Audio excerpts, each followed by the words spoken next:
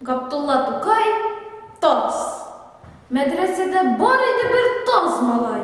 Bik şayan, şukluk bilen mümtaz malay. Bik tiren başında kotkan bürek, bir de salmay, bulmay hiç başın körep. Koysi şakta bürken alıp taşlılar.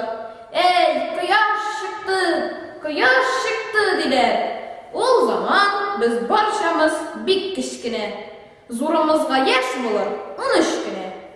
Başımız toz. Bir zaman biz oynadık. Hiçbir evde kurmesel deb oyladık. Oh bele, bizni kozay kurgan imiş. Oynaganni korap turgan imiş. Keyfimizni bik tez kıskarttı ol. Bizni şul şaptı, hükümge taktı ol. Kurkışıp kozayga tizlendik hazır. Türlü yol kıtlarga izlendik hazır. Kozaya bizni sen kızgan demir.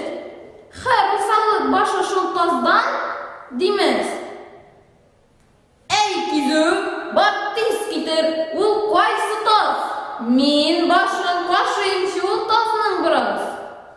Keldi toz. Biz tik turabız kurkışıp.